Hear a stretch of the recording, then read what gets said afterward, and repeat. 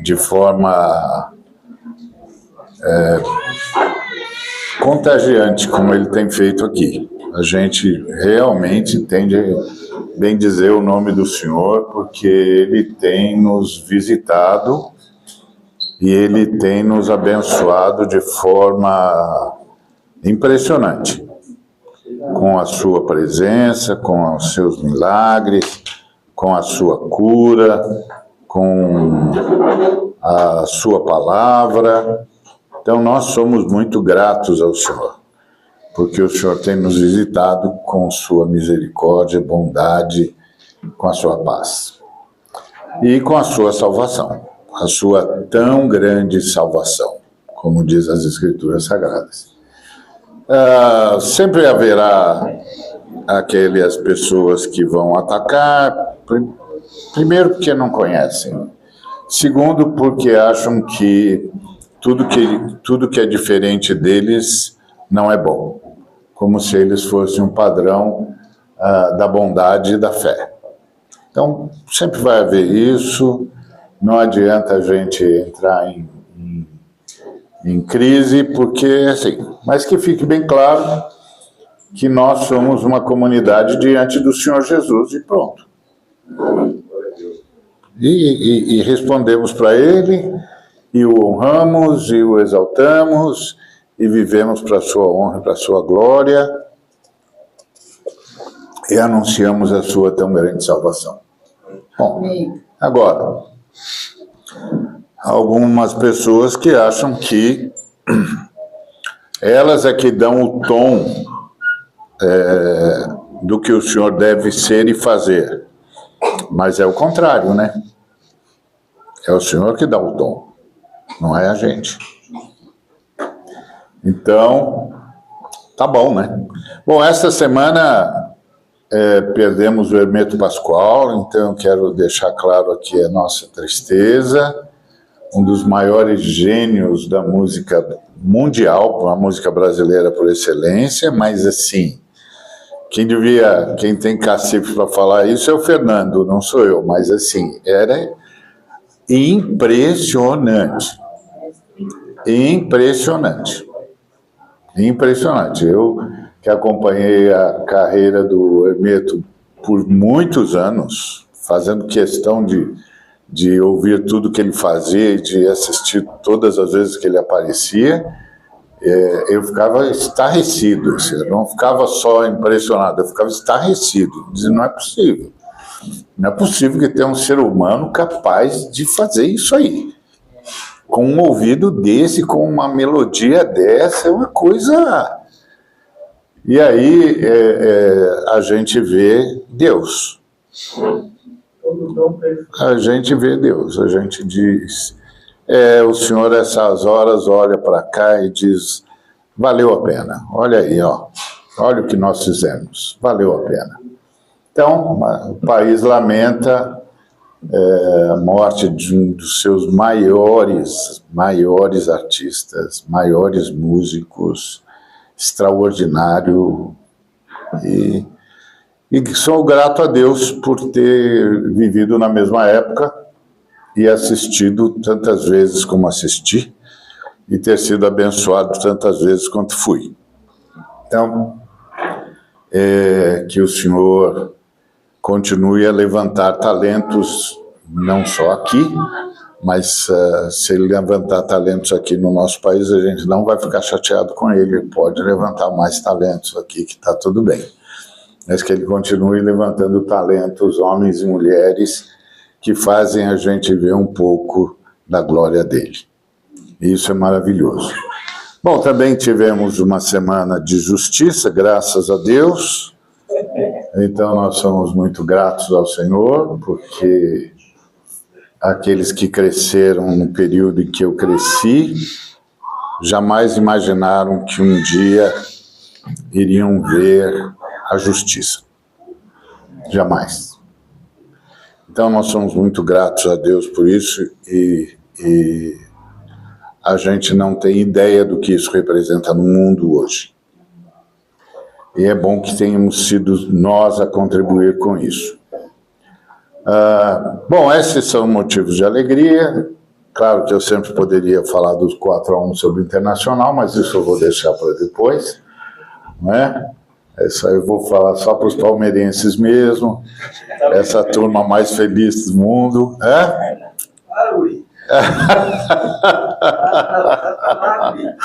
Então, mas muito bom. Bom, vamos começar com a nossa pastoral para cooperar com o Espírito Santo. Hoje o nosso tema é o Salmo. Então hoje nós vamos falar do Salmo 94 a partir do versículo 12. Salmo de número 94 a partir do versículo 12, que diz o seguinte: Bem-aventurado é o homem a quem tu disciplinas, Senhor, e em tua lei o ensinas, para tu lhe dares descanso dos dias de aflição, até que seja cavada a cova para o perverso. Pois o Senhor não abandonará o seu povo, nem desamparará a sua herança, porque o juízo restaurará a justiça, e todos os corretos de coração o seguirão. Bom, eu acho que todos nós já sentimos vontade de fazer justiça com as nossas próprias mãos, é óbvio. Muitos de nós já assistiram o noticiário e pensaram: se eu fosse Deus já tinha resolvido esse negócio. Já viram tanta corrupção, tanta violência, tanta injustiça, que começaram a questionar se Deus realmente se importa. Todos nós passamos por isso. E se você já passou por isso, você não está sozinho. E, mais importante, você não está errado em se indignar com a injustiça. O problema não é a indignação. O problema é quando essa indignação nos leva a perder a esperança em Deus e a querer tomar o lugar de Deus. O Salmo 94 nos ensina a manter nossa esperança em Deus, mesmo quando a injustiça parece vencer. O salmista, nosso querido irmão aqui, não estava escrevendo de uma torre de marfim, não. Ele estava vivendo em meio a uma sociedade corrompida e é só perceber o que ele escreveu. No versículo 5 ele diz: Quebrantam o teu povo, Senhor, e afligem a tua herança. No versículo 6 ele diz: Matam a viúva e o estrangeiro e assassinam os órfãos. E no versículo 7 ele diz: E dizem, o Senhor não vê. É esse o quadro. Soa familiar para você? É violência contra os vulneráveis, é corrupção institucionalizada, pessoas agindo como se Deus não existisse. O salmista estava vivendo numa sociedade que parece muito com a nossa. Ari, quando alguém me diz que tem vontade de fazer justiça com as próprias mãos, eu digo: pode fazer. Põe a mão no bolso e divide o que você tem. Exatamente. Essa é uma ótima forma de fazer. E qual é a tentação natural diante desse quadro todo? Quando a gente vive esse quadro e fica angustiado. É a mesma tentação do salmista, é a mesma tentação da gente. Deus está demorando muito, então eu preciso agir. O salmista estava dizendo isso. A segunda tentação é: se Deus não faz justiça, eu faço. E a terceira tentação é: talvez Deus não esteja realmente se importando. Todos nós, de um jeito ou de outro, vivendo numa sociedade como a nossa, um dia somos tentados a considerar essas coisas como viáveis. É assustador. E nós não somos só nós, é o mundo todo. O mundo todo. A gente vê isso no cinema de entretenimento. Os personagens que são justiceiros arrastam milhões de dólares para as telas, para os cinemas, porque as pessoas querem ver alguém fazendo justiça. E, claro, do jeito como as pessoas entendem ser a justiça. Isso não é um fenômeno só nosso, isso é um fenômeno mundial. É por isso que os heróis em quadrinhos, que são justiceiros, têm fãs aos borbotões. Porque todo mundo sabe da injustiça. É notório. O que está acontecendo em Gaza é notório. Notório. A gente vê as cenas das crianças morrendo por inanição. Gente, eu lutei contra a fome nesse país durante anos ao lado do Betinho. Eu carreguei crianças em estado de subnutrição e quase em estado de inanição. Era angustiante. Angustiante. A gente tinha a nossa sessão da ação pela vida em São Paulo, era angustiante. E a gente ficava organizando doações para salvar as crianças da fome. Era angustiante. E a hora que eu vejo as cenas na TV que mostram isso como se a gente estivesse assistindo um videogame, como normal, naturalizando, eu digo, meu Deus, esses caras, o que aconteceu com a humanidade? E o pessoal que justifica essa ação de Israel são os mesmos que são contra o aborto. Exatamente. Exatamente. Eu sou contra o aborto. Mas jogar bomba em criança que já nasceu, exatamente. Matá-las de fome, não tem problema. É assustador. É assustador. Então, nessas horas, a gente começa a dizer, será que Deus está se importando mesmo? Pois é, quando começamos a pensar assim, nós estamos a um passo de perder nossa esperança escatológica. E nós não podemos perder a nossa esperança escatológica, que é a nossa confiança de que Deus fará justiça perfeita no tempo certo, que Deus não é mero espectador. E o salmista nos conta que Deus não nos deixa sem resposta. Em 4 versículos, ele nos dá 4 pilares que sustentam nossa esperança, mesmo na injustiça. É interessante que o versículo 12 é estranho, porque o versículo 12 diz assim: bem-aventurado o homem a quem tu repreendes, ó Senhor. Esse versículo é estranho. Bem-aventurado quem é repreendido, e nesse contexto de injustiça, mas aqui está a sabedoria de Deus. Ele usa a nossa frustração com a injustiça para nos ensinar algo maior. Quando a gente fica indignado com a corrupção, Deus está nos ensinando a odiar o pecado como Ele odeia. Quando a gente se revolta com a violência, Deus está moldando o nosso coração para valorizar a vida como Ele valoriza. A disciplina de Deus não é punição, é proteção. Ele nos disciplina para que não percamos nossa alma tentando salvar o mundo.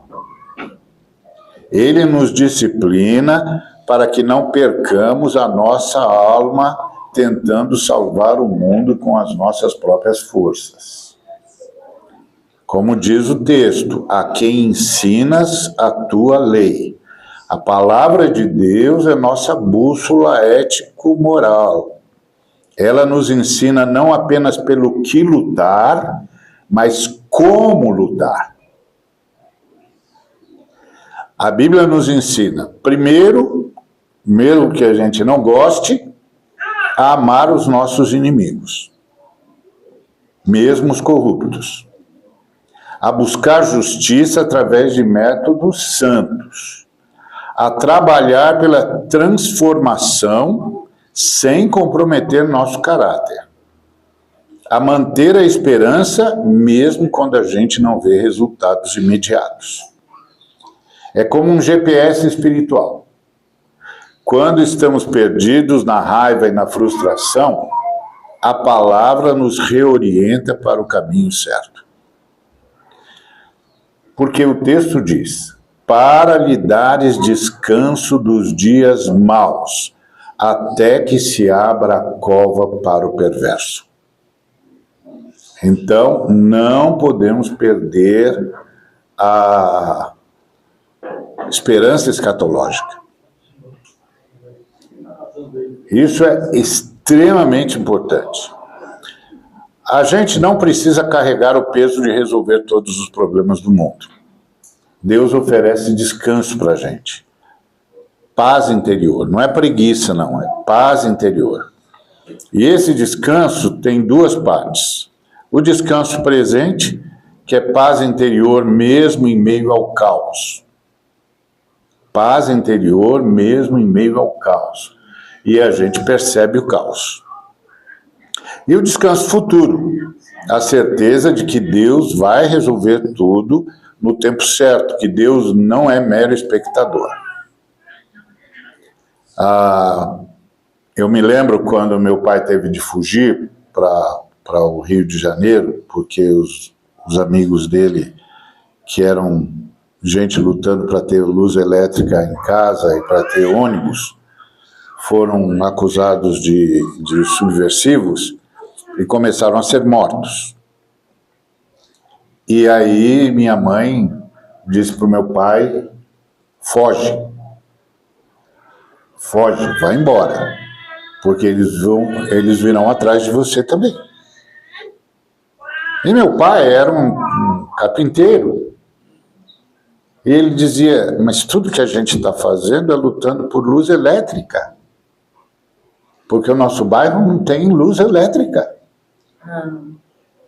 Como é que a gente pode ser subversivo lutando por luz elétrica? E a minha mãe disse: os generais estão no poder. Foge. Eles virão buscar você, como buscaram o seu Francisco.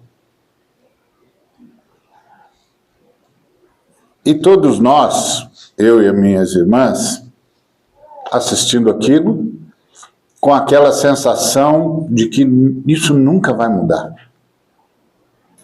Isso nunca vai mudar. Eles vão fazer o que quiserem sempre. E nós vamos sofrer. Então, claro que isso moldou a minha vida. Isso me fez escolher um lado imediatamente. Eu já sei de que lado que eu estou. Mas isso é uma coisa. Outra coisa é ter esperança. Aí eu fui encontrado por Jesus Cristo. E aí Jesus Cristo começou a me fazer ver um outro lado da existência. Por isso o que aconteceu essa semana é a resposta de 20 anos de oração. Dizendo para Deus: isso não vai acabar. Essa gente vai ficar impune para sempre. Eles vão poder fazer o que quiserem, eles vão poder matar quem quiserem, eles vão poder arrancar a vida de quem quiser, e não vai acontecer nada. E aí é o que disse o salmista: calma, Deus não é mero espectador. Então, quando você parar de tentar ser o salvador do mundo e confiar que Deus é o salvador, você encontra paz. Essa paz que o mundo não pode dar nem tirar. Pois o Senhor não rejeitará o seu povo, nem desamparará a sua herança. Mas o juízo voltará a ser justiça. E hão de segui-lo todos os retos de coração. E essa é a nossa âncora. Tem duas promessas inabaláveis. Primeiro, Deus nunca abandonará o seu povo. Segundo, a justiça será restaurada. Não é talvez, é certamente. Não é se Deus quiser, é quando Deus determinar. Então, como vivemos isso na prática? Primeiro, a gente continua lutando contra a corrupção, contra a violência, contra a desigualdade, mas fazendo isso do jeito de Deus, com métodos santos e com o coração em paz. A gente pode denunciar o erro e ainda orar pela conversão de quem erra. São coisas diferentes. Uma coisa é eu denuncio o erro. Mas eu continuo orando pela conversão de quem erra. Porque eu fui convertido, então qualquer ser humano pode ser convertido. Eu nasci de novo, então qualquer ser humano pode nascer de novo. O Senhor foi me buscar no inferno, então o Senhor pode buscar no inferno qualquer um. A gente não pode perder essa perspectiva. Porque uma coisa é eu discordar dos atos, outra coisa é eu odiar a pessoa. Isso Jesus Cristo nunca fez. Ponto. As vitórias temporais do mal não cancelam a vitória eterna de Deus. Então esperemos no tempo de Deus, mas trabalhemos enquanto esperamos. Lembre-se, enquanto Deus faz a sua pescaria, a gente vai limpando o rio. A pescaria a gente não pode fazer, mas limpar o rio pode. É como um jardineiro que planta uma árvore, então ele trabalha, rega, cuida, mas não fica ansioso, porque sabe que a árvore crescerá no tempo certo. Ele faz a sua parte e confia no processo. Se você está cansado de lutar contra a injustiça, se você estava tentado a desistir da esperança, ou tentado a tomar justiça nas próprias mãos, em qualquer situação, não só numa situação de Estado, vamos lembrar sempre que nós somos bem-aventurados quando Deus nos disciplina. Quando Ele nos ensina que tem o que e por quê e como. E Ele nos ensina o que é que nós temos de estabelecer como foco, por que nós fazemos isso, mas como é que nós fazemos isso. É para isso que nós temos a palavra do Senhor. Então, o Senhor nos disciplina, chamando a gente à esperança escatológica, à fé, o tempo todo. E nos ensina, e nos dá descanso, e garante que Ele não é mero espectador na história. A nossa esperança não está na política, nossa esperança não está nos sistemas humanos, tá certo? Vou repetir isso, porque tem de, como diz o meu amigo Alex, vamos gravar isso no Instagram.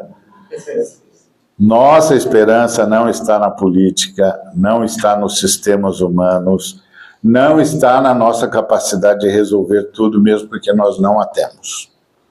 Nossa esperança está no Deus que disse: o juízo restaurará a justiça. Glória a Deus.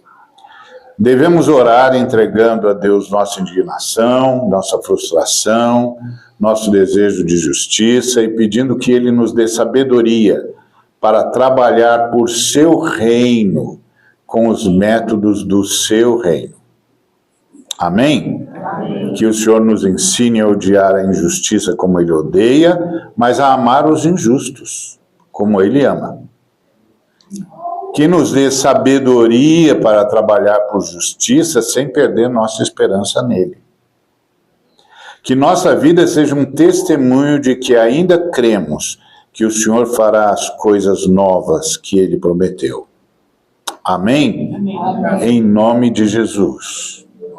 Amém? Amém? Muito bem, o Espírito Santo vai provocar isso em nós, não resistamos pelo amor de Deus. Tá certo? Amém. Muito bom.